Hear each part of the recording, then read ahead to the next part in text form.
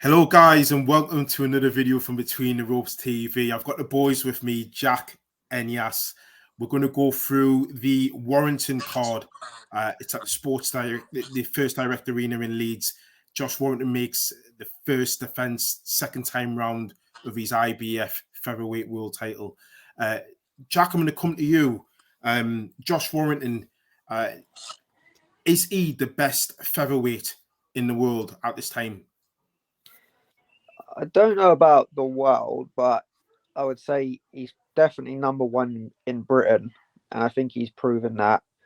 But I mean, to be fair, he probably has got a strong case to say he is number one in the world as well. He's beaten some good names. He's beaten people that were legit world champions. I think the Kiko fight, the rematch, was a vacant world title, but I mean, Kiko's shown that he's still a world class fighter with coming off wins against some like Jordan Gill, and in my opinion, he beat Zephyr Barrett and people like that. So I mean, he's definitely number one in Britain, and he's definitely got a strong case for number one in the world.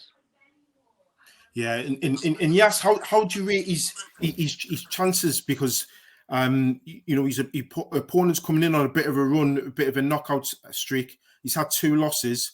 He's going to be no pushover, and Josh Warrington's already paid the price for potentially taking somebody like Mauricio Lara lightly. Yeah, 100%. I think this fight is going to be an interesting one, and I fancy Josh Warrington. I fancy his chances for him to get the win, but obviously there could be some hairy moments in there because Josh Warrington obviously he's been through quite a lot. Obviously we know he's a 2-time world champion, but obviously he's had injuries. He had the broken jaw. So there's argument of how's the punch resistance like. And what how, and obviously he's coming in against a guy who likes to throw power shots. Like he comes in there to land hard punches. So what game plan is Josh Warrington gonna approach? Because we know he himself, he likes to get into a little bit of a tear up, and he likes getting in there and fighting. So if he's gonna get dragged into that, how is his body gonna hold up? He's had a few injuries. I think he had a shoulder injury, and obviously I mentioned before he's had the jaw injury as well. So let's see how the punch resistance is. But I do fancy it being quite a good and interesting fight. I personally think Josh Warrington should come into this fight, try to be as defensively sound as possible, not go in there and take too many risks and try swing and fight with him, because there's a lot at stake, and obviously if he loses this, then he said it himself recently. He's trying to he knows what's coming ahead if he wins this. So I think he should come and play it safe, and I see him winning a professional performance and on a points win. You're going for a points win. Jack, before I ask you for your prediction, Yas made a very interesting point about if it ends up fighting in the trenches for Josh Warrington, he may need to revisit and change his game plan. Have you seen enough from Josh Warrington previously to say he can adapt and he can do that? No, he does have that one kind of style, doesn't he? Where it's just come forward in your face, and like I could never imagine watching a Josh Warrington fight and him putting on a boxing like masterclass clinic, winning every round behind the jab.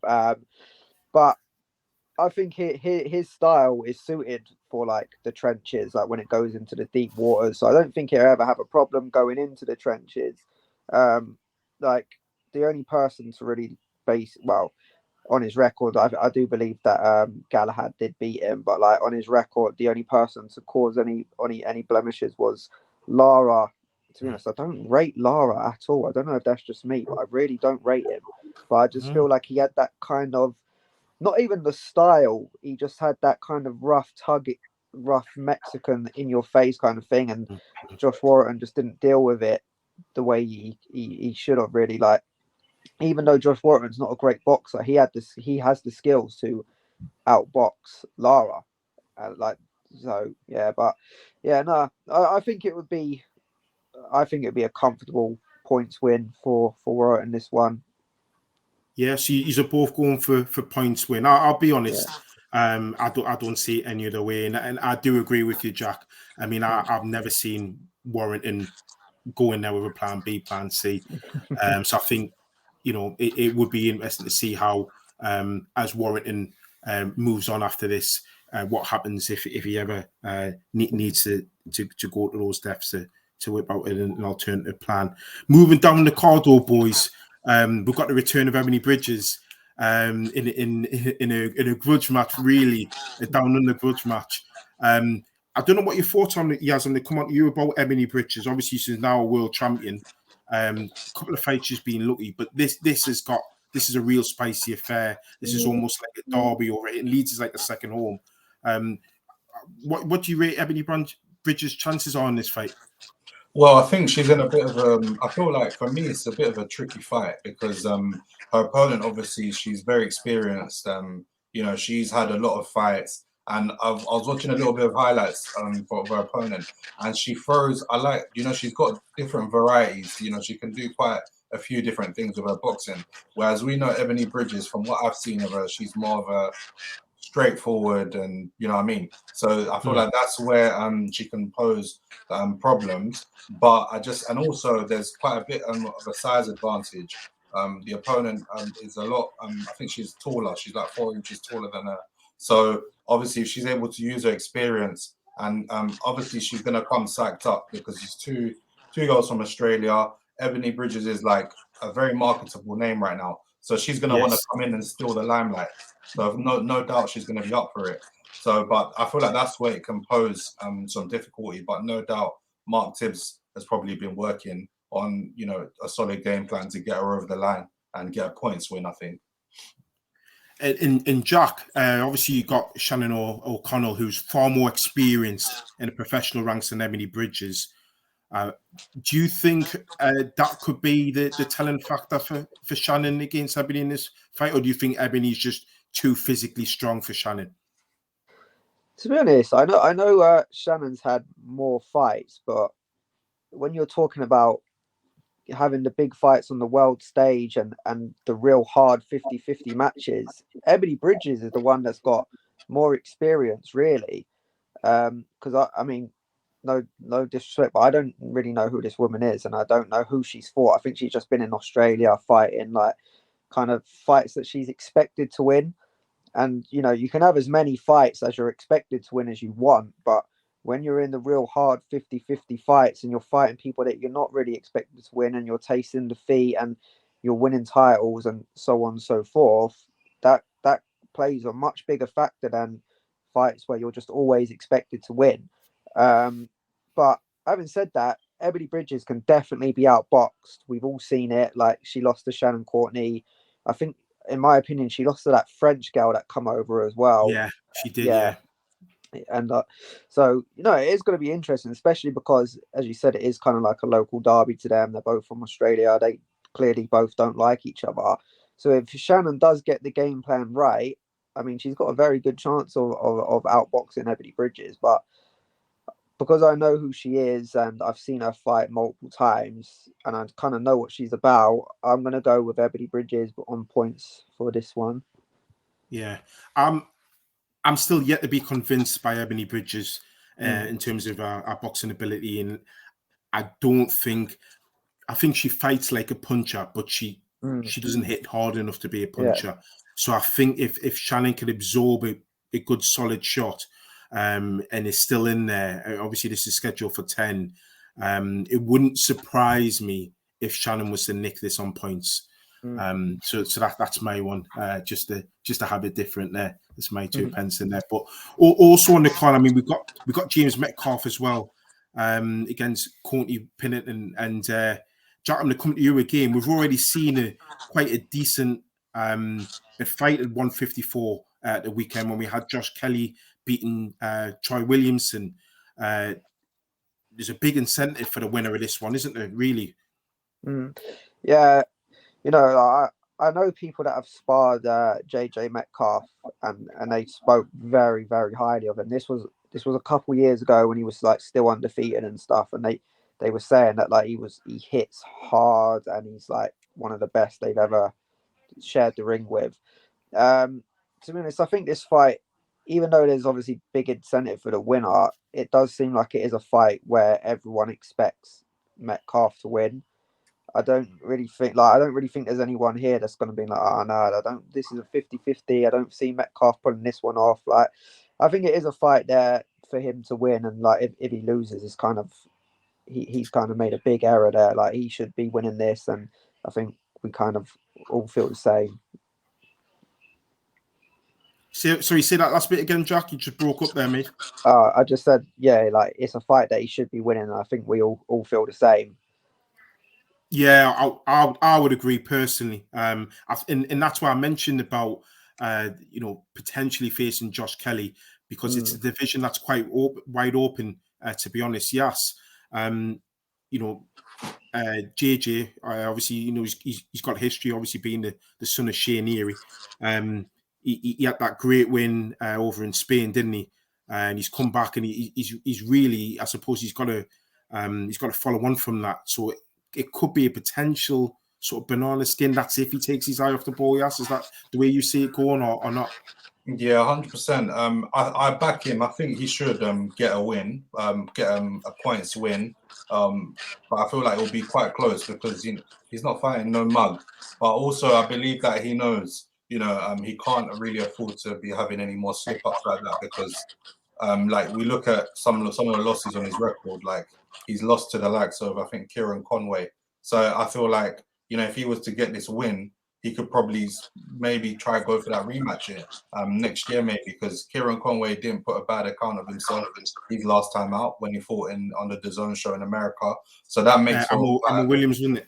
Exactly. He did give Amma Williams some really good work, and he didn't look out of place in there. So why not make that fight if he gets through this?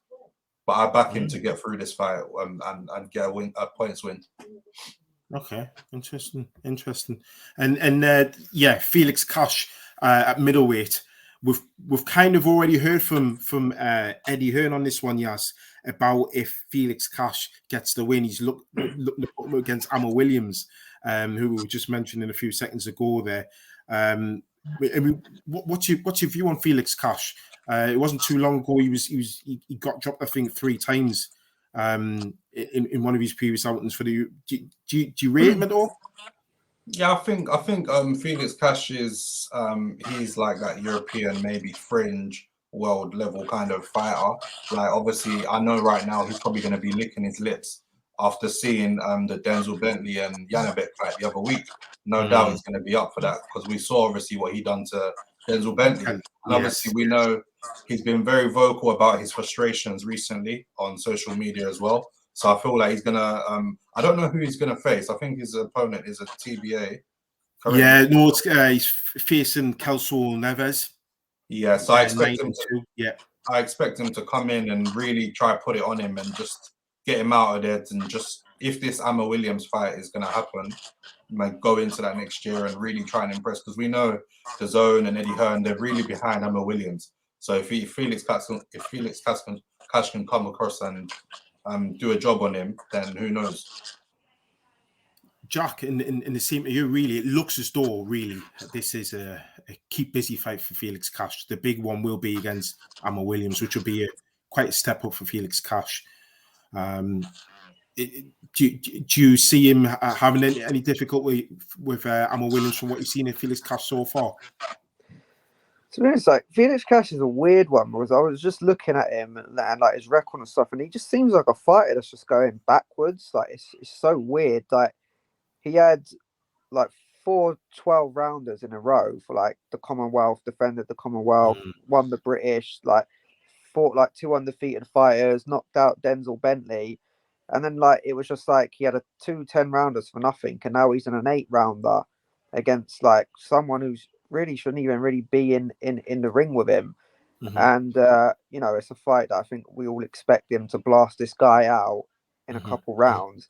And for me, I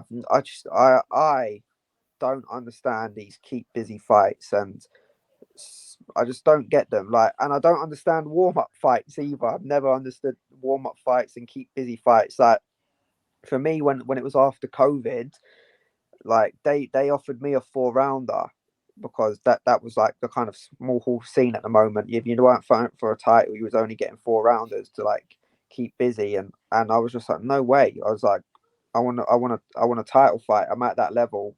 Get me a title fight. And it was like, oh, you haven't been in the ring for 2 years, and so on. So, and like, so what? Like, you don't like, it's like riding a bike, as they say. I don't forget how to box, and I don't forget how to fight. So I've never understood it, and I don't understand the direction. That's interesting, Jack, and not mean to cut you off there, but in terms of fitness, keeping yourself sharp, and you know yourself, people do say it's different under the lights. You can do it all in the gym and the sparring, and obviously performing on fight night, and then obviously you've got the added extras in terms of like making weight and all that carry on extra. So do you think if you were Felix Cash, you would rather just go straight into the fight with Ammo Williams? Oh, 110%. I just don't like what is this fight? What is he getting from this fight? And what is anyone, like the fans and anyone, getting from watching Felix Cash either like completely school someone or blast someone out in a couple rounds? Like what is that? I don't even understand it. And as I said, I've always been about, when your moment comes, just you kind of take it, or you don't need this. Oh, I'm fighting in 6 months, so in 2 months' time, I'll just fight someone who's not going to throw a punch at me and someone I'll completely outclass. Like, what is that? I just don't get it. Like, so, and these fights kind of give you an ounce of like false confidence as well. It was kind of what I was just saying about that, the Shannon woman, where like all of her fights, in Australia, yeah. Like, when it comes to that time to step up, you haven't been tested. You haven't tested yourself in the ways you should. So, when it is time, and the Williams fight seems it, he probably will come unstuck, because he's had, I mean, since he beat Denzel, I think that was like nearly 2 years ago now, if I'm correct. Like, he's had 2 years of just going backwards. So, and then he's just going to jump straight into the. I don't know. He could come unstuck, I think. Yeah, and I suppose where I was going was he had that quite difficult fight. I think it was in February, wasn't it, when he fought the Russian guy Madiev, and he was dropped twice. And I guess your point is, it because me and you had a similar chat in the group chat, the WhatsApp group, about Jaime Munguia and the level of opposition he's faced. Now, it's about keeping the same energy, isn't it, really? Because if you're looking at someone's resume and they have fights of a caliber of opponents like what Felix Cash is facing on Saturday, does that then prepare you for somebody, if we're led to believe I'm a Williams? I mean, I think he's decent, but he's not at the level of, say, Yanni Beck or somebody. Supposing he gets an opportunity with Yanni Beck because Jaime Munguia didn't get it or what have you, does that prepare you for somebody like for Yanni Beck? And the answer is no. So it's definitely a valid point. But we're all unanimous that Felix Cash is gonna win that. But in terms of the card, it is stacked full of prospects. Yaz, there's one guy you've been keeping your eye on who's a local talent, Hopey Price. I mean, he's now 8-0. He seems to be getting better and better every single fight. What would you like to see next for Hopey Price in 2023? I'll probably, because obviously he's still very young. He's 22 years old. Like, obviously the guy's obviously proved that he can go on to achieve good things in boxing. Obviously he's done well as a Olympic youth gold medalist and European. He's medaled in quite a few tournaments and stuff like that. So he's a good boxer, no doubt. I probably want to see them take their time with him. Obviously carry on building him maybe. And obviously probably get him, maybe let's see how he goes, maybe 2 fights early next year, and then see maybe if he's ready to challenge for like that Commonwealth or British or something like that, because the kid he's got the talent to go all the way, as long as they take their time and they don't match him, they don't mismatch him and try and rush his development. Yeah. But for Saturday, I think it's his hometown. Obviously, he's exciting. There's a lot of excitement around him. I feel like he's going to want to come in and really do a number on the guy and probably force a stoppage. Well, yeah, I was going to say, I mean, he has greatly improved. One of the big critics you could say about Hopey Price a couple of years ago, definitely before COVID, was his lack of power was really evident. And And I don't know what you think, Jack, but I've never really thrown that too much at fighters, particularly if you're in your style is that of a boxer rather than a puncher. I know me and you've got similar thoughts on prospects. You tend not to comment too much on them until they've had maybe 10, 15 or so fights. But from the little that you have seen of Hobie Price, do you think there's a talent there, and definitely someone that you can think actually in a couple of years you could see him competing for major honours? Yeah, no, he does look good. He does look really good. But as you literally just said, it's hard to judge when he's fighting people you really expect him to beat. Like, as I know, these so-called superstars don't really go the route of like, I mean, I was from the southern area, so it'd be southern area, English, British, Commonwealth, European, and so on. They just kind of go the international and intercontinental, and like in a way, it's a really boring route to go, and it's a route to go where like you can maneuver around, avoid hard fights, get easy fights, and so on and so forth. And that probably is the route he is going to go. But to me, it's the southern area or Midlands or wherever you're from. It's just the best way to go. Like you're going to get tested throughout your career as well. It's not like you're going to go this really easy route and then next minute you're just thrown in with like an elite level fighter, and then when you're in there you kind of just don't really know what to do. So for me, that's like the way I would love to see him go, fight for an area belt, then the English, and then the British, and so on and so forth. But he's probably not. So I guess we ain't going to find out how good he is until he does have like 15, 20 fights, which is kind of disappointing. But yeah. Yeah, I would have to agree with you simply because look at what it did for Carl Froch. I mean, if you guys ever read anything from Carl Froch, you'll always say his toughest fight was against Westerman, and that was for the English. And he had a barnstormer with Robin Reed. He ended up dropping Robin Reed with a body shot. And he had one of the best resumes, in my opinion, the best 100%. Resumes in the past 10, 15 years from British boxing. So I would definitely agree with what you're saying there, Jack. And also, guys, don't forget, just a quick shout out to people like Callum French, Rhiannon Dixon, they're on the card as well. Junaid Boston as well, super welterweight from the Yorkshire area. So there's plenty of talent. It's going to be a big card. Guys, that's it from us on this card. Don't forget to check us out this week because there's plenty more content to come. See you guys in the next video.